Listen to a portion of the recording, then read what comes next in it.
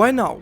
Why would Bethesda choose this exact moment to drop an Oblivion Remaster? No 5 years ago, when remakes were already trending, no after Test 6, when the timing would feel natural. But now, right when the decided team of fans is just about to release Skyblivion after 16 years of sweat and passion. Is it a movie to steal the spotlight? Is it fear? Or is there something much bigger behind this timing? Something more calculated, more strategic? This video is a direct continuation of the last one, but now I want to push things even further. Today I'll share my own theories, the most grounded, most realistic ones, built on facts, logic and the current state of the industry. Is Bethesda really just trying to overshadow Skyblivion, or are they playing a much longer game? Enjoy watching.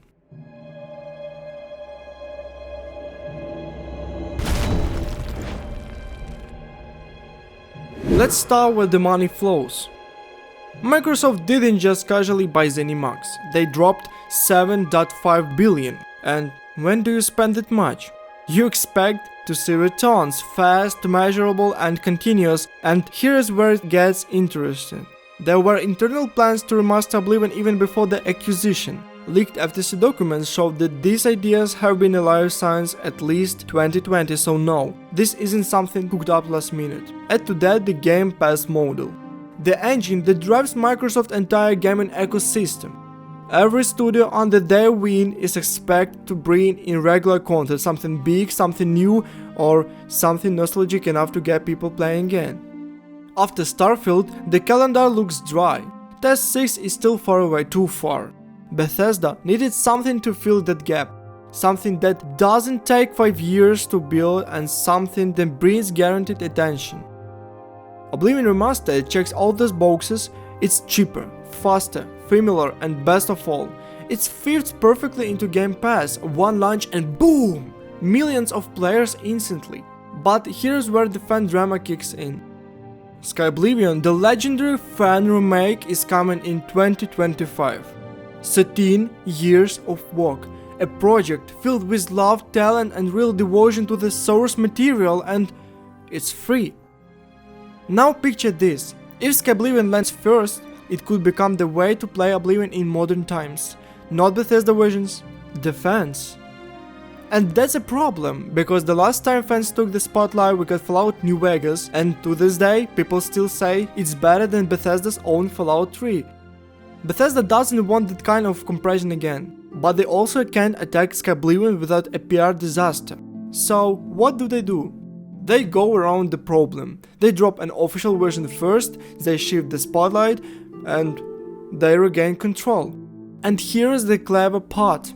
Bethesda isn't even doing the heavy lifting. The remaster is outsourced to Virtuos, a studio known for ports and remakes, and that frees up the core team to focus on Test 6.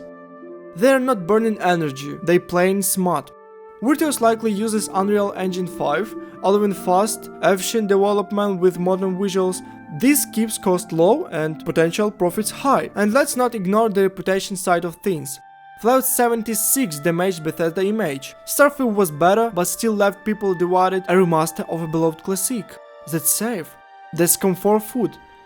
That's rebuilding trust. Because even if the remaster isn't revolutionary, it's still Oblivion. And Oblivion has heart, it has charm, it's something people miss. And there is a bigger issue to play. Time. Skyrim launched over a decade ago. Test 6 is nowhere close. A whole generation of gamers never even touched Oblivion. Bethesda needs to keep the Elder Scrolls alive. Not just truth trailers or leaks, but truth games people can actually play. And maybe, just maybe, this isn't only about strategy or money. What if this is about pride? About who gets to shape the legacy of the Elder Scrolls? Because if Skyblivion reminds fans what made Test special, Bethesda risks losing their voice in their own story. Or maybe this is Bethesda's way of taking back the emotional narrative to make sure it's their version of Oblivion, not the fans, that defines what the new generation will remember. By the way, if this kind of content hits the right spot of you, you know what to do. I covered the secrets, the shifts, and everything brewing in the Elder Scrolls world, so if you want to stay ahead of the curve, hit the subscribe button, I'll be your guide through all of it. Plus, let's be honest, remakes are having their golden age. Resident Evil 2, Dead Space, Gothic, studios are cashing in on nostalgia, and players are happy to relive the classic with better touch. So, is this all just a reaction to Skyblivion, or can we mix all of this?